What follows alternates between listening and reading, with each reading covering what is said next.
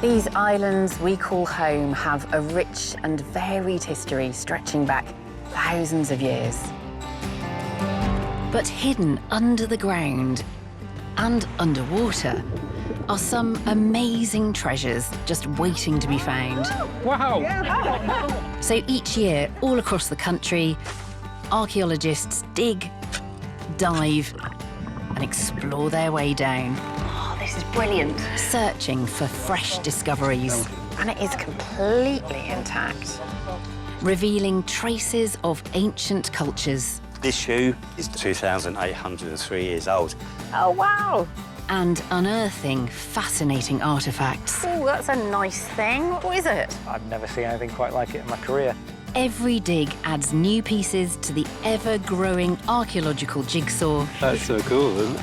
That is the epic story of our islands. This year, I visit digs in some extraordinary locations. The ceiling just got a bit lower. And I call on the help of a trio of expert investigators. It's quite difficult to find any other evidence of things that just don't leave a mark in the archaeology. This is a really powerful document because we're getting to hear the voices that we don't usually hear. Who delve deeper to answer the questions raised by the finds. Is all of this already recorded in books? There was none of this in a book anywhere. Finally, the archaeologists bring their most amazing discoveries into our tent Astonishing. for up-close analysis. Genuinely rewriting history. Welcome to Digging for Britain.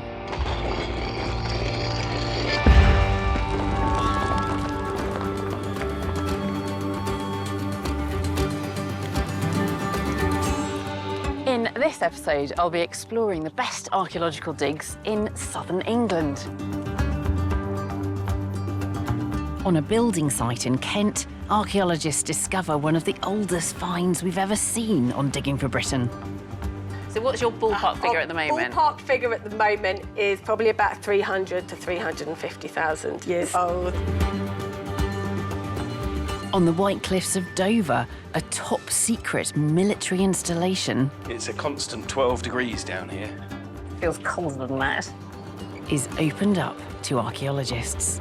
We have done a fingertip search. The technology was still confidential then, so all of the equipment was smashed into small pieces down here.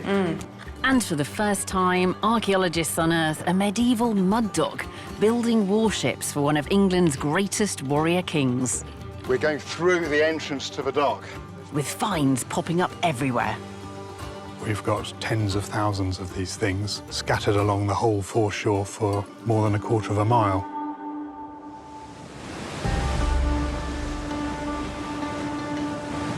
The south of England, gateway to the continent.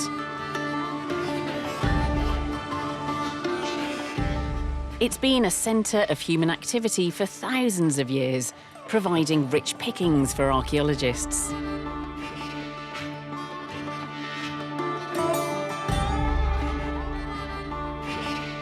But not all evidence of human life is found in trenches.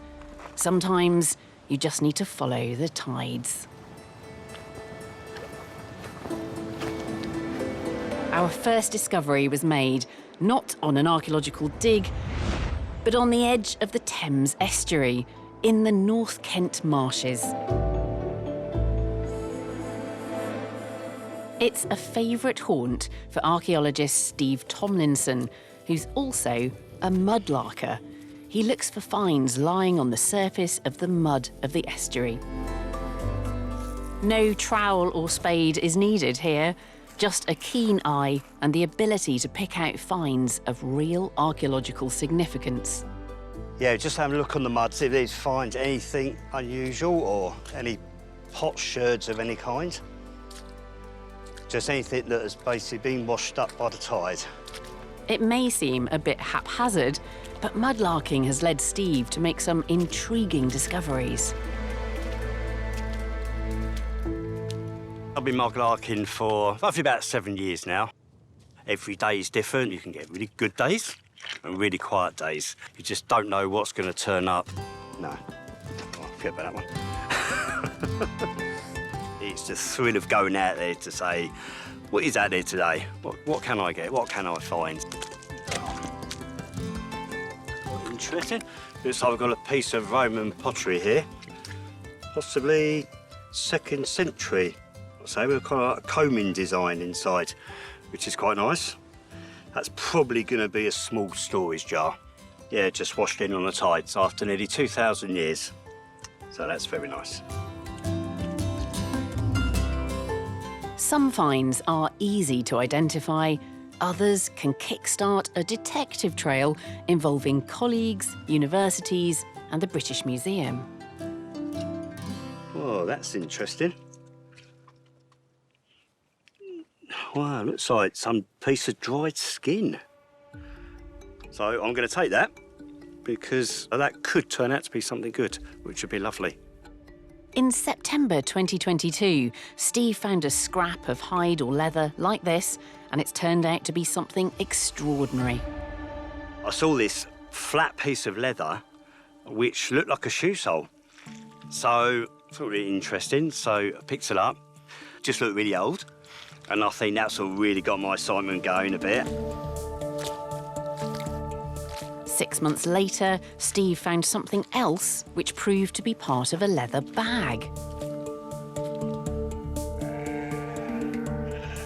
Both finds have been sent for radiocarbon dating.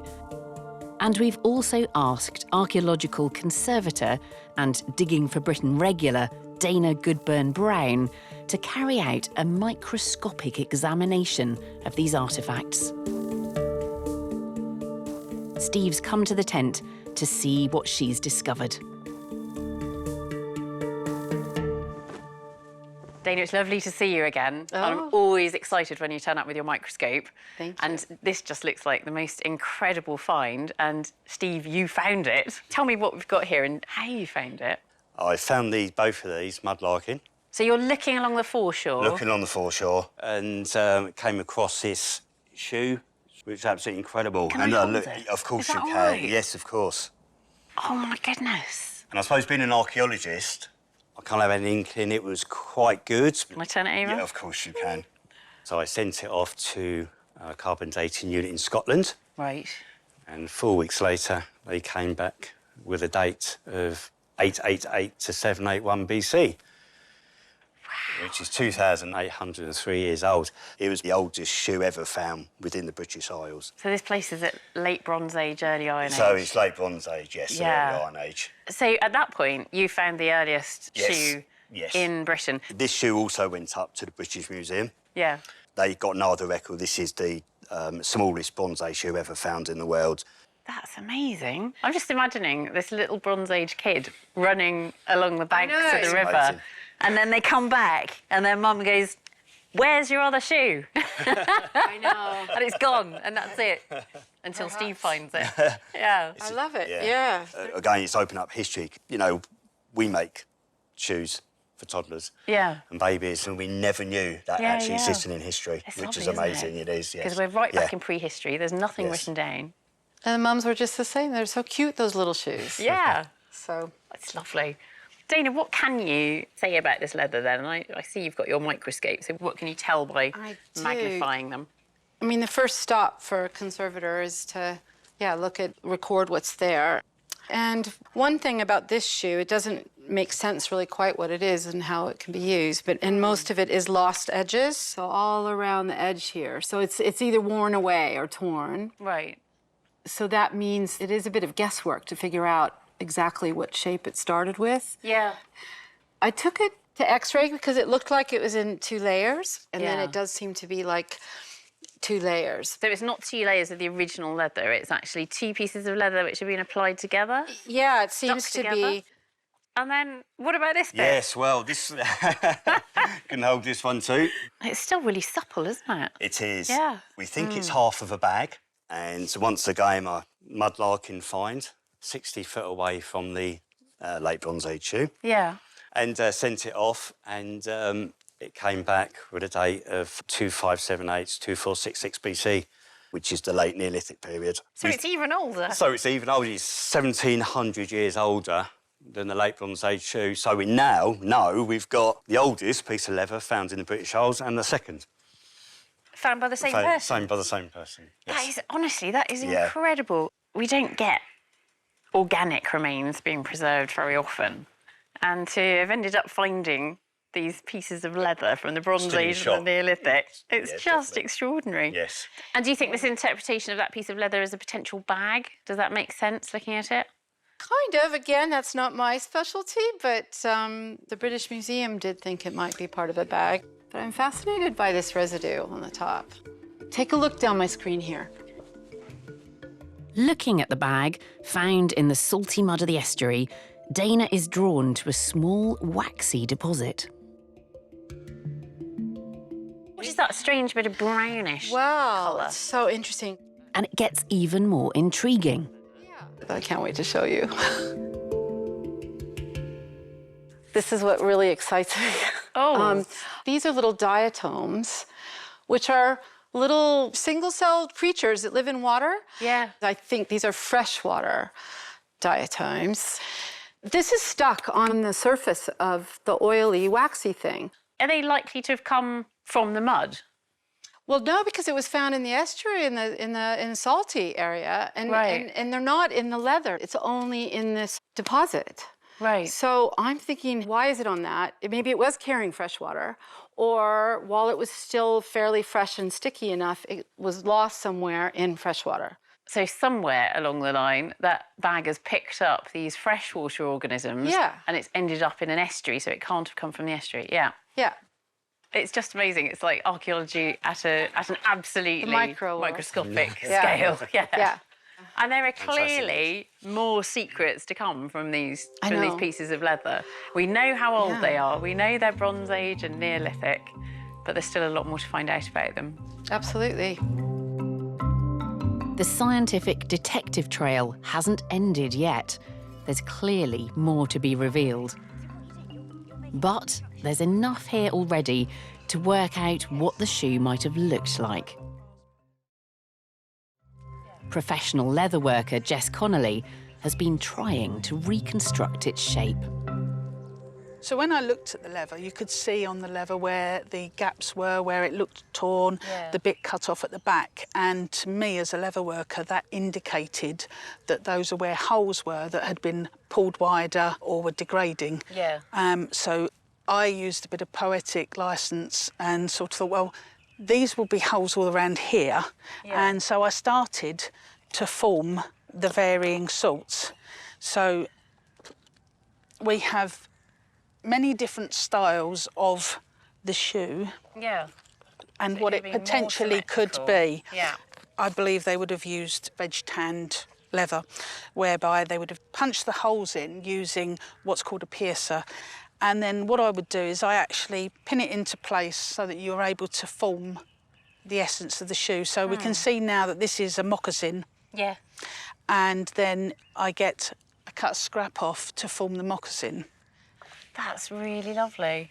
That's really great to get my head around actually what this shoe could have looked like. I did spend an awful lot of time looking through various books to see the styles that are around in that period to give me a clue. But we haven't got much. I mean, this is the earliest shoe from Britain. Yeah, the nearest thing is in Denmark. The name that I can never pronounce, something Torvig, or with Margaret Held and her works. So you've had a look at some other prehistoric shoes from Scandinavia and come up with these different ideas. I think it's very scientific, because what you've done is, rather than plumping for one, you've thought, what are the possibilities here? Absolutely. With the evidence that we've got, how could this shoe have been formed? Yeah. We've got all those, high-tech scientific techniques that we can throw at it. Yeah. But also, this kind of practical experimentation is absolutely essential. It is, it is. Yeah. And it's good fun. Yeah.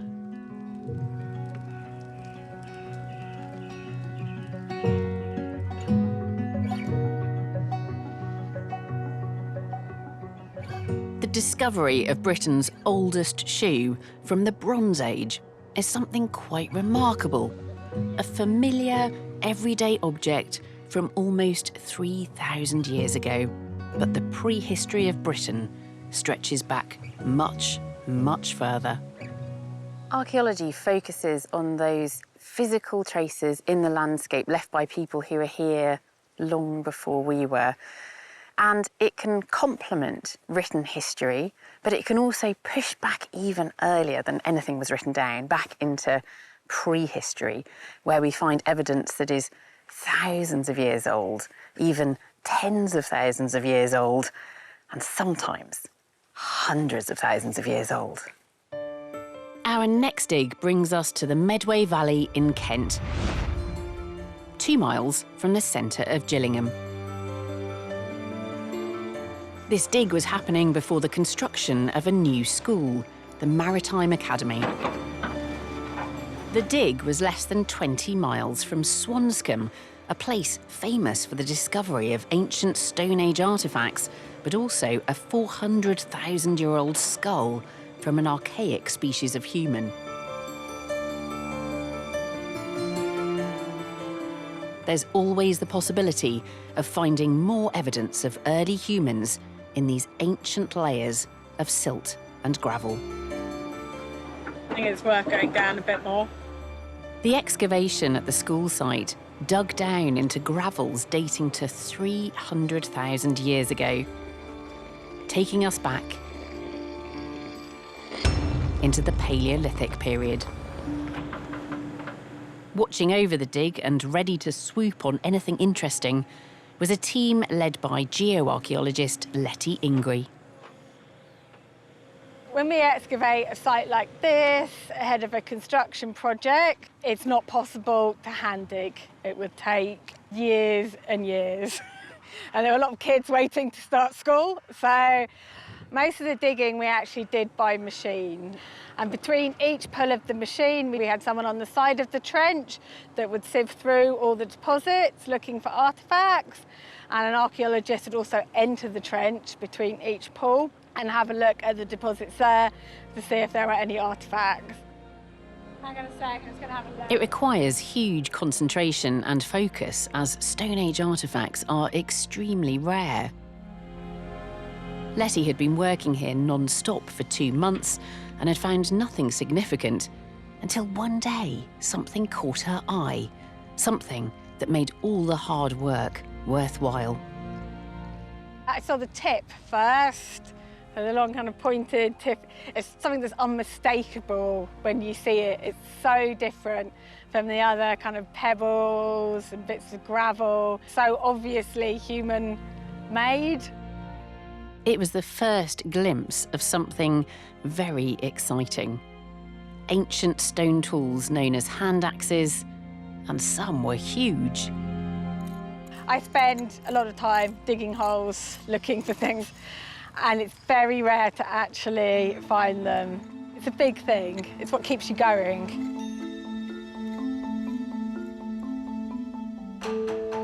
Rare finds like this give archaeologists insights into ancient technology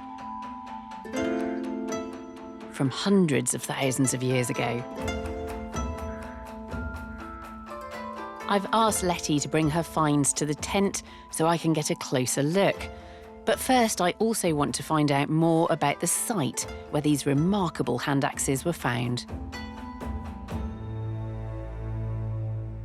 So have you got pictures of the site? I do. So what I've got actually is a photogrammetry model. So this trench here is about 70 metres long. Oh, it's huge. And about 4 metres wide. Yeah. So, yeah, so it's quite big. I mean, it doesn't look like there's much there. I mean, this is the nature of Paleolithic archaeology, isn't it? Is that very often it looks quite empty. Yeah, a lot of the time you don't find anything. But when you do it, it is amazing. Letty, these are absolutely incredible. I mean, this one in particular is massive. So we think this is the 3rd biggest hand axe ever found in Britain. Really? So far, yeah, which is quite incredible. They're more like large knives as opposed to axes. Yeah.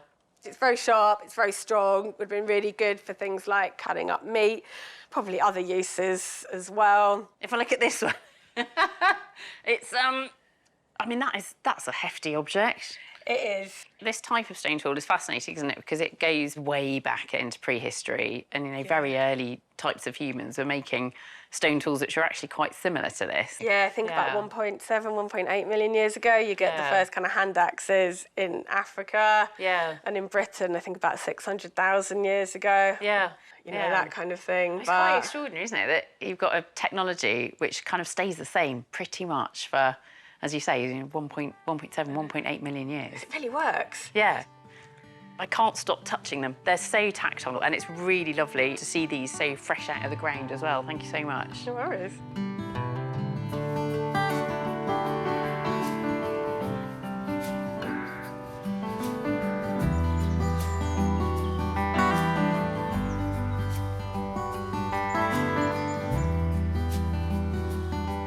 The south of England is well known for its megalithic architecture, often built using sarsen stones, huge sandstone boulders. Stonehenge in Wiltshire is a world-famous example. In neighbouring Dorset, there's an equally rich ceremonial landscape. For our next dig, we travel to the windswept Tennant's Hill, near Dorchester, in South Dorset.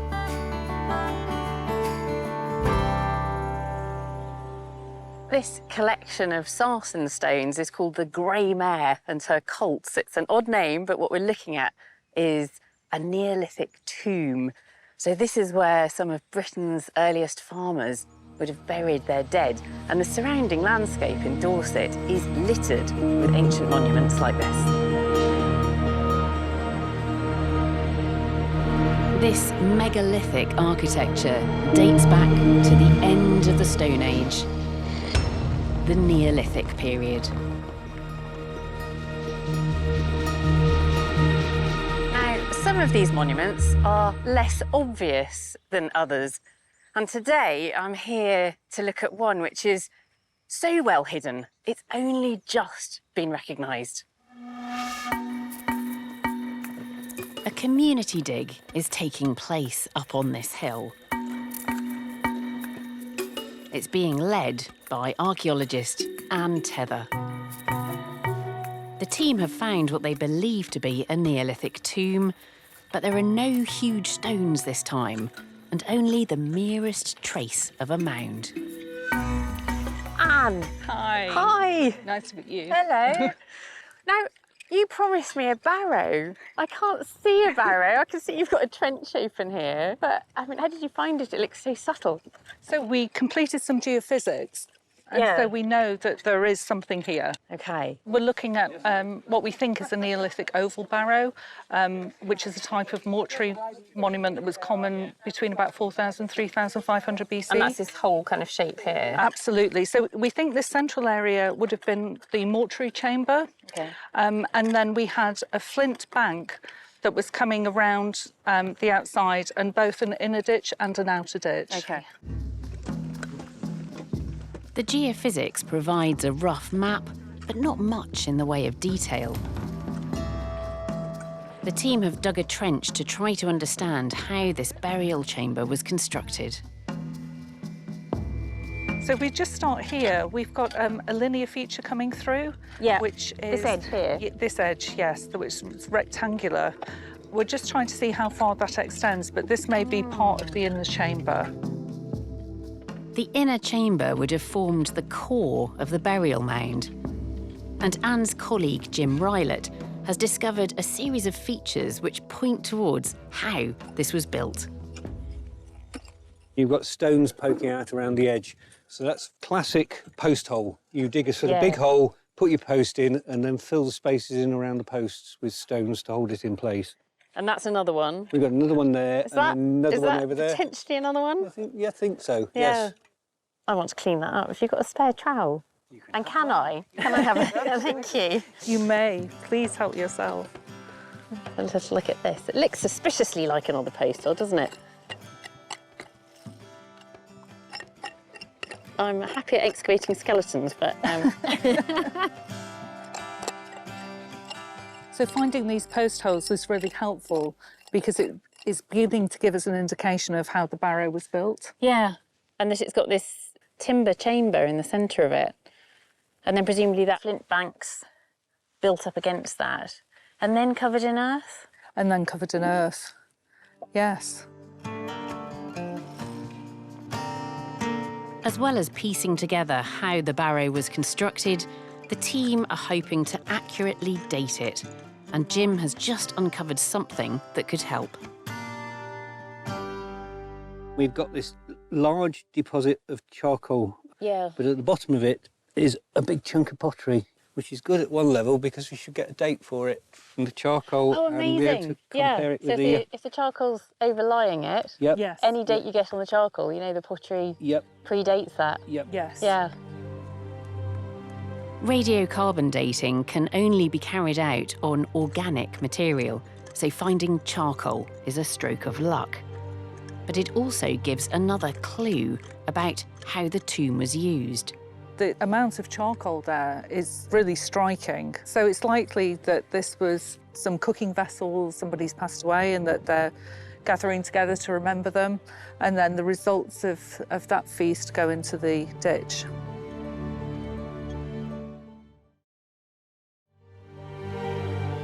As well as this hidden barrow, the team are exploring the wider Neolithic landscape on and around Tennant's Hill, including a circle of Sarsens that's just a stone's throw away from the tomb.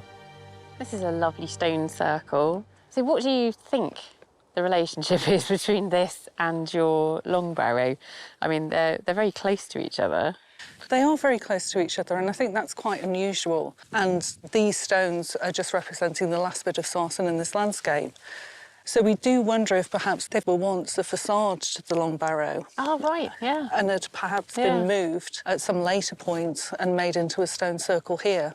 And what about the stones themselves? Are they naturally occurring up here on the hill, or have they come from elsewhere? They've definitely come from elsewhere. They're not naturally occurring at this size and this volume on this landscape. And there is another location where there are many, many stones, and we think that they've been brought up from there. And how far away is it? It's only about 1 kilometre that way. Yeah. Should we go and take a look? Yeah. Absolutely. Oh, I'd love to.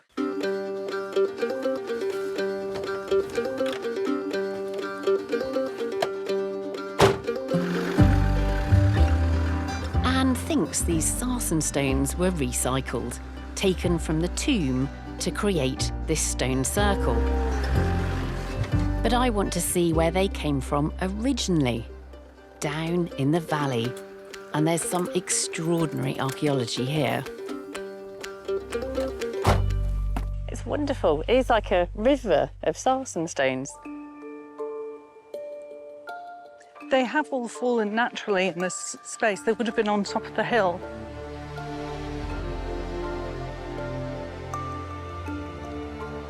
So out of all the stones here, this one's really special. What makes it special?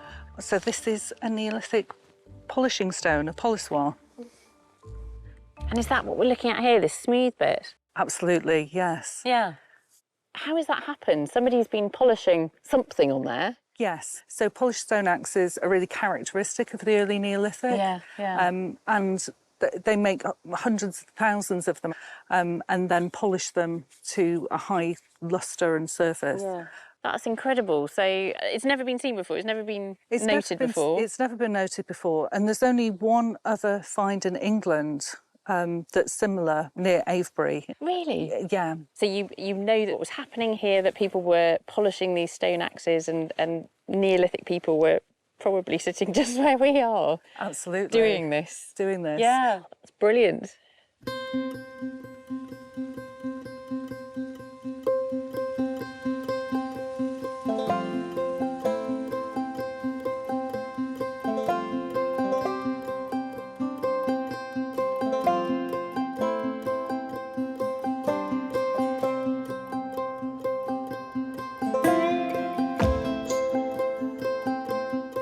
Some of the earliest traces of communities living in the south lie hidden beneath our rolling hills and fields. Others, though, are locked beneath the many layers of archaeology under our modern, thriving cities. Origin stories just waiting to be discovered.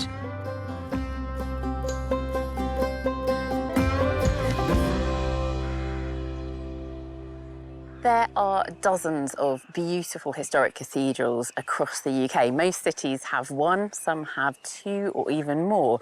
And the earliest of them go back 1,000 years into the Middle Ages. But we suspect that many of them are built on the site of even earlier churches or other buildings. But of course, it's very rare that archaeologists get a chance to test that out.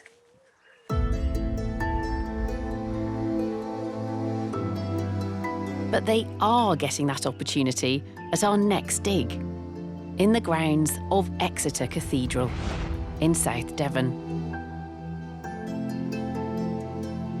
There are plans to build a new cloister gallery here to help tell the story of the cathedral's 12th century origins. Before construction can start, archaeologists are digging down into medieval layers right next to the cathedral. And in fact, the archaeology being uncovered here goes even deeper, right back to the foundation of the city as Isca Demnoniorum in the Roman period. The dig is being led by the cathedral's resident archaeologist, John Allen.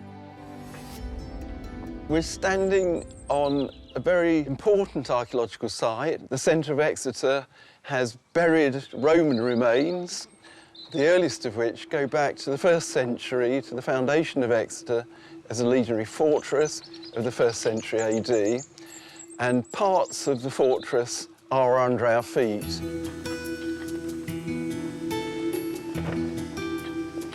It's a significant find because occasions to get down so deeply into the archaeology of the city arise fairly infrequently. It's years since we've seen this kind of evidence emerge. The fortress was originally the base for the 2nd Augustan Legion, who arrived as part of the invading Roman army. Project manager Simon Hughes has uncovered the very point when Roman Exeter began. What we're looking at here is the geology, which is river terrace gravels. This is prehistoric soil. We know that because overlying it is this thick band of reddish clay. Now, this is important because this was the land surface at the time when, in about 55 AD, that the Roman legionary army arrived. And we know that because this orange clay, this is what they laid down as a levelling and through which they would have constructed their barrack buildings. During the height of the fortress, you would have had approximately 6,000 soldiers here. Now, this horizon here between the two deposits is a lovely point in time because this was the layer on which the soldiers would have walked about when they first arrived in Exeter and set up their fortress. The dig takes us back to the origins of the fortress, but the archaeologists are also uncovering finds that give us a glimpse into the Roman legionaries' lives. What we have here is fragments from a Roman bowl. This is what's called Samian ware, and it dates from mid-1st century. It's got a nice motif of a bird on this one. And this date is about sort of 40 to 85 AD, so perhaps was brought over with the troops. With this, we've got this lovely glass counter. These would have been like your equivalent to your checkers today, that sort of thing. So this is part of a gaming set. So a nice little group of finds.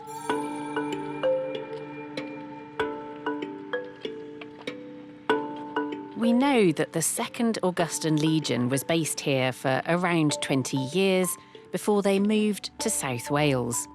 And the fortress at Exeter evolved into a civilian town. Remarkably, Simon has found an intact corner of a Roman civilian townhouse. You can see Roman blockwork here. And what's interesting is elsewhere, Roman masonry have been completely robbed out and reused for medieval buildings. But this bit they've left in, which is an absolutely fantastic piece of architecture.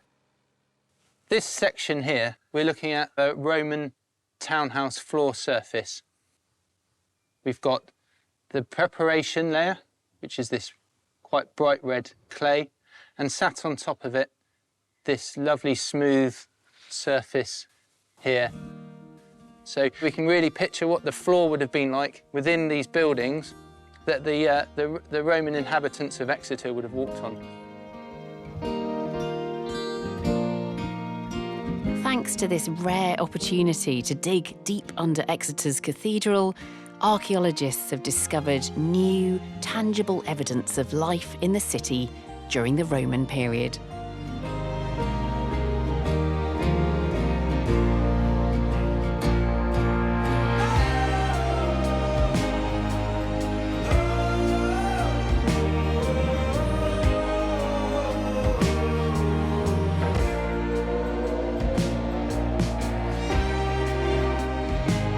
For centuries, the coastline of the south of England was where the bulk of our famous navy was based and built. By the mid-18th century, Britain had evolved into a naval superpower, but the origins of the shipbuilding industry here in the south go back a few hundred years before that.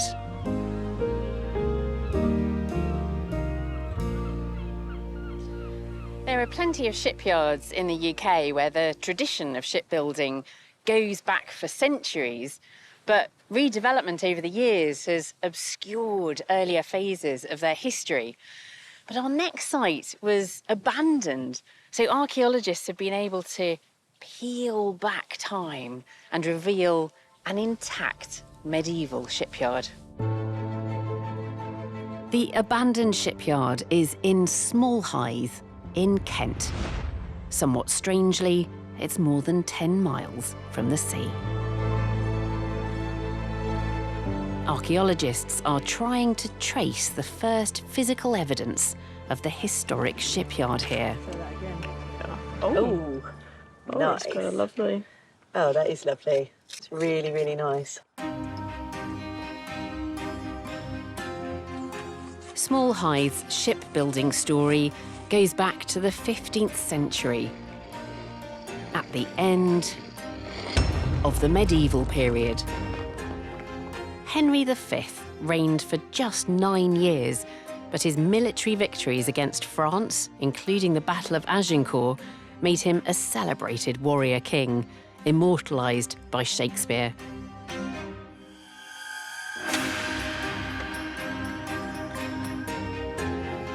There are written accounts telling us that some of Henry V's ships were built here at Smallhythe, but there's been very little physical trace of that industry until now.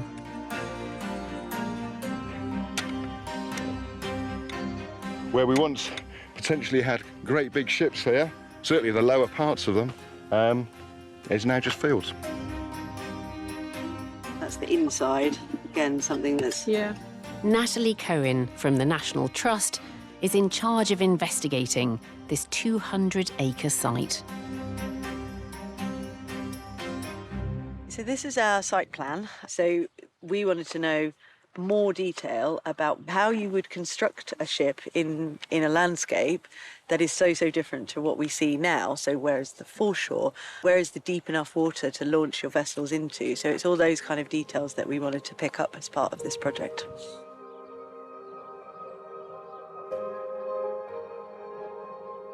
Over the last 2 decades, archaeologists have been trying to establish the scale of the shipbuilding industry here.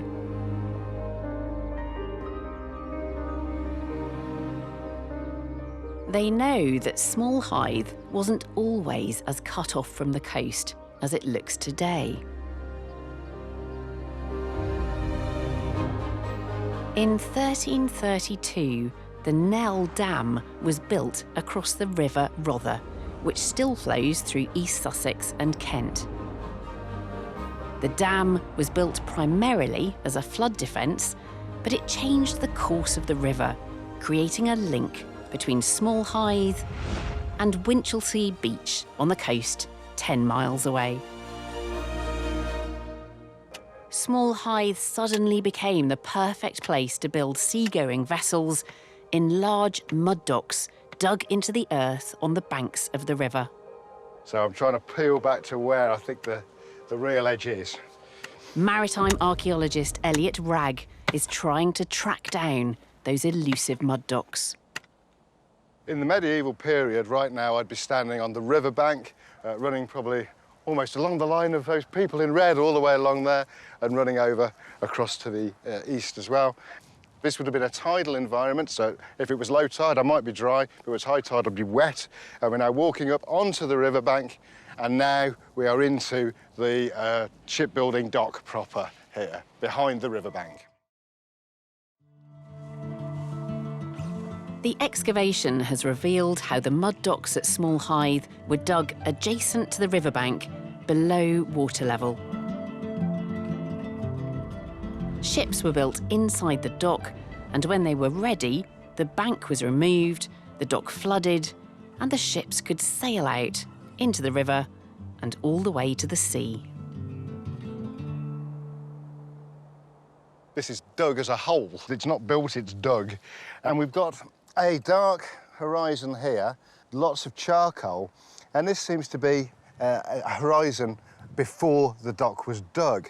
And you can see here in the section, running up here, a series of upcast deposits, and this is the stuff they're digging out the dock, they're chucking it up on the side, just up here.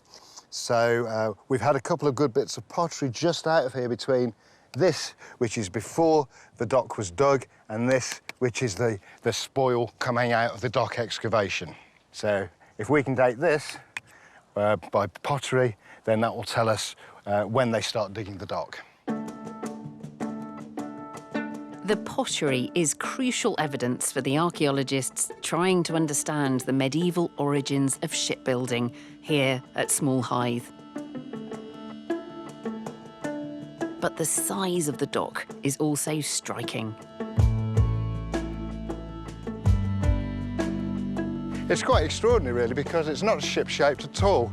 The dock is 24 metres long and 22 metres wide, so what it looks like is that this dock has been dug for the construction of one ship. History tells us that royal warships were built at Smallhythe, and it seems the archaeologists have now located the shipyard. And they're also finding plenty of iron nails and roves or rivets, which would have been used to hold the ship's timbers together. What is it? That's a rove. They've found thousands of them all over the site.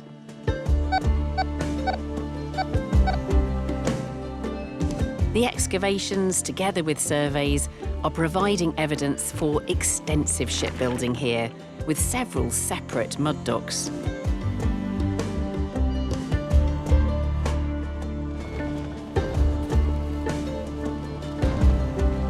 Even though there's a gale blowing outside the tent, I can't wait to get a closer look at what Elliot and Natalie have found and what it tells us about the abandoned shipyard that once built vessels for one of England's most famous warrior kings. What we have here is a selection of roves, these diamond-shaped washers. Yeah. Medieval shipbuilding is clinker-built, it's shell-built, so it's overlapping planks. Yeah. You drive a big nail through it like this. This is a particularly huge That's example. massive, Yeah, yeah. so this is from a big ship. You drive that through the two planks, you put one of them on the other side, and then you bend the nail back over, and that forces your So it's planks like a together. rivet. It's effectively a medieval rivet, Yeah, yeah. And so here we've got the whole range of roves. They're initially built in strips here, and you break them off. And just use them in strips. You just have a strip of them. I just love all this evidence of shipbuilding. That's fantastic. I mean, it must have been busy.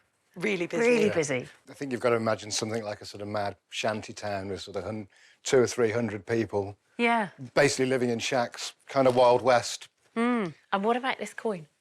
The top of the dock, running behind it, parallel to the shore, was a gravel road. The earliest documentation of it is 1474. And then the road itself seems to have fallen out of use and collapsed across the top of the dock. And this coin, which is, I think, dates to the 1580s, was in amongst that road collapse. So that gives us sort of a nice sort of end point for the shipbuilding. So it's Elizabeth I, halfpenny, I think it is. I think so, yeah. Yeah. I can see a cross on that side. There's a little crescent on it, which apparently helps to date the penny within Elizabeth's period, which is nice as well because we have a 1594 map of the area, which shows the east-west road. So it's quite a nice marrying up of documentary references, cartographic references, and a little bit of archaeology as well. Yeah, very satisfying. A bit of absolute dating. Very nice. Yeah. How many other mud docks have been archaeologically excavated in this way? None, so this to my knowledge. So this is a unique I think site. so, yeah. Whereas in other places we know they're building medieval ships, London, Portsmouth, Southampton, whatever, they keep building ships there. Ships get bigger, the docks get bigger, all the early evidence just gets wiped out. It's another one of these stories where, you know, the demise of something ends up being an opportunity for the archaeologist. Yeah, absolutely. Yeah. I mean, this is the biggest collection of roves by far anywhere. Certainly in the UK, Yeah. Yeah. Oh, there you go. The first archaeological evidence of a mud dock.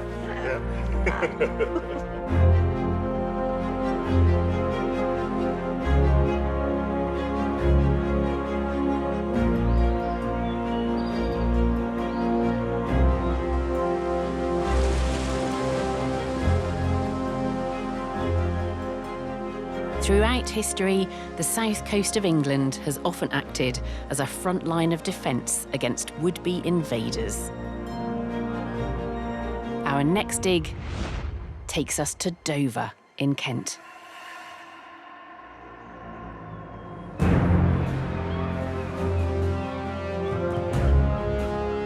The majestic White Cliffs form a stunning backdrop to the Dover Strait, the narrowest part of the English Channel.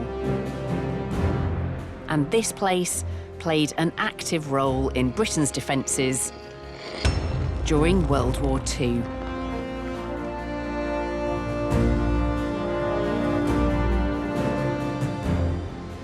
On a beautiful day like this, the coast of France is so clear, and there's a constant stream of ferries taking people on holiday.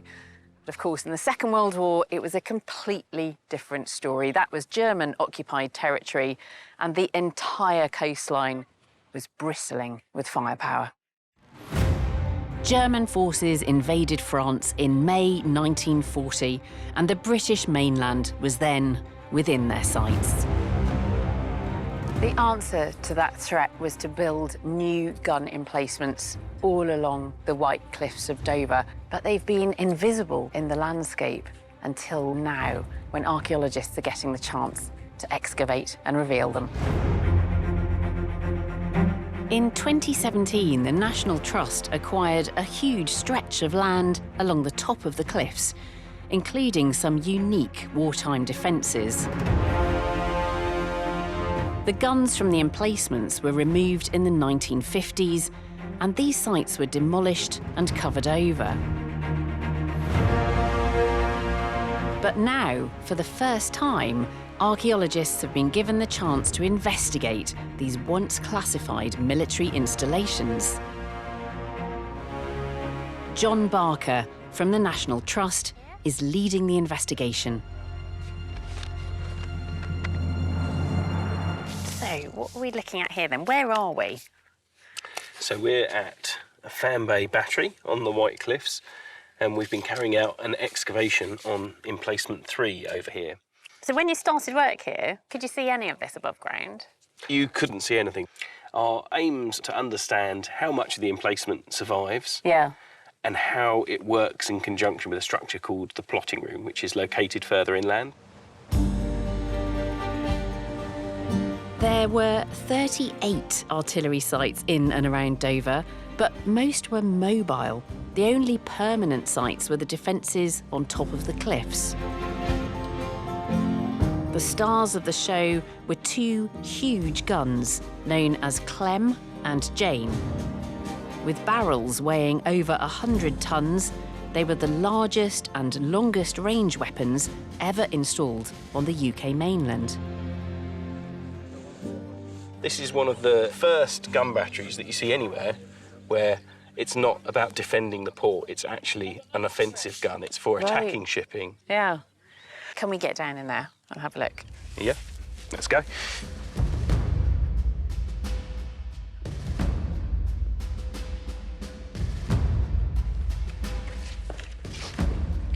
Oh, yes, I can see paint on the wall here. There are numbers, which must be degrees.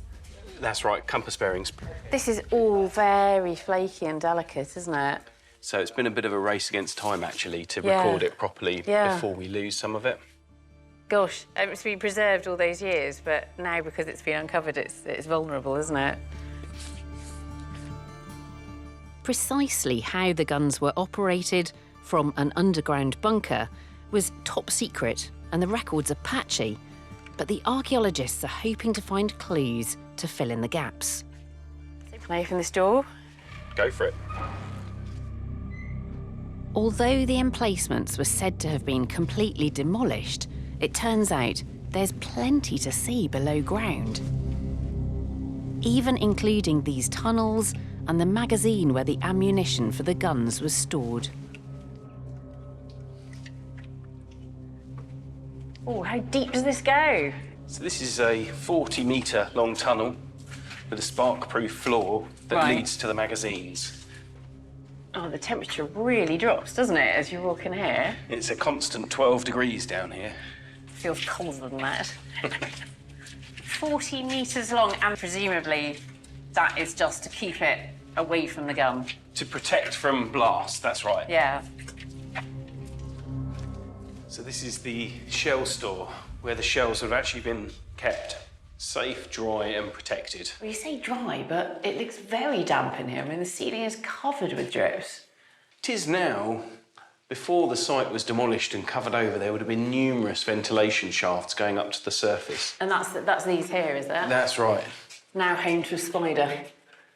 There's lots of spiders down here. The emplacement, its tunnels and magazines have lain here untouched for almost 80 years. But now we can begin to understand what it was like for the gun crew working here. What are all these rectangular pieces of iron? So these are ladder rungs, which are from the emergency shaft, and we actually found some original pieces of the winch within the material at the bottom of the shaft. So this is how the shells are delivered down into the magazine? That's right. Yeah. How many people would have been working here on this gun emplacement? Probably 7 to 10. You had 7 to a gun crew. Yeah, I mean, presumably it was manned 24/7. That's right, it had to be manned, 24 hours a day. The gun always had to be in a state of readiness to be fired if needed. The gun crew was in charge of maintenance and loading shells when needed, but they weren't in control of aiming at targets. That was all done remotely from the plotting room in a bunker half a mile inland. Which is down here, I presume. Okay. It is, so we've got to go down this ladder. All right, off to you. Shall I go first? Yeah. The plotting room is part of a wider network of underground chambers and bomb-proof tunnels, all dug into the chalk cliffs. Oh, this is brilliant. So this is it, this is the nerve centre. Unauthorised persons are forbidden to interfere with equipment. So there was something right there. And this is where the Admiralty fire control table was actually located. So that was where they're actually controlling the guns from? That's right. So it was unique, originally designed to work on battleships. Yeah. But this one had been retrofitted to work on land. Everything is hardwired to here. Yeah, and you've got a whole host of different services that are coming into this plotting room as well. You've got range finding location, battery observation posts, spotter planes, and most importantly, radar. And so that's all coming here to be considered before that information is sent out to the guns. Yeah. I mean, this is incredible, isn't it? The technology here remained classified for many years after the war. With so few records, every archaeological find is precious. We have done a fingertip search. These are some of the artefacts that we've discovered in the early 1950s when the site was decommissioned. Actually, the technology was still confidential then, so all of the equipment was smashed into small pieces down here. It certainly looks as though it has been smashed up, doesn't it?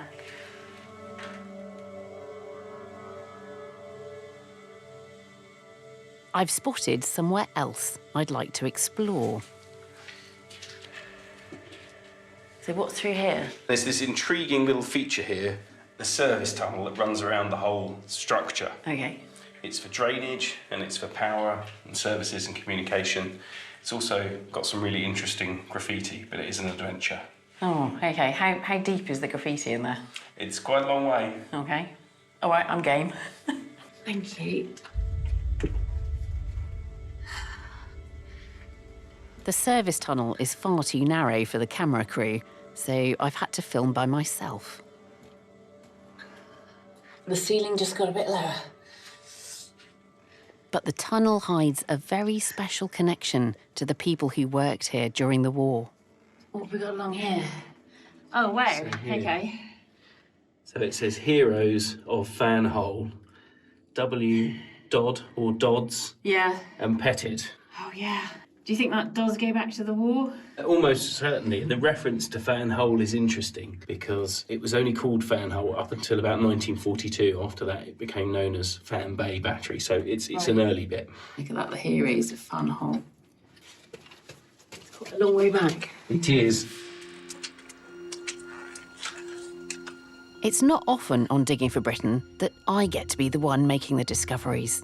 But on the way back, I spot something that the archaeologists have missed. Oh my goodness, I think I've got Henry Ford, 1941 here. Oh, okay, I haven't seen that one before. Is that when it was built? So the plotting room was finished in the April of 41. So that could have been somebody that was actually building it. That's incredible. Right, time to go out. Among the paraphernalia of war, shrouded in secrecy, it's an astonishing link to an individual. I found a new bit of graffiti down there, going all the way back to 1941. And we're not out yet. No, we've still got a bit We're still further underground. There's so much more here than the archaeologists had hoped for. Most of the underground architecture of these defences has survived.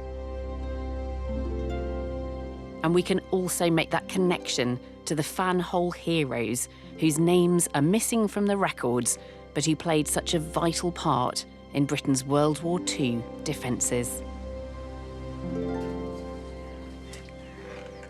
Back out into the 21st century.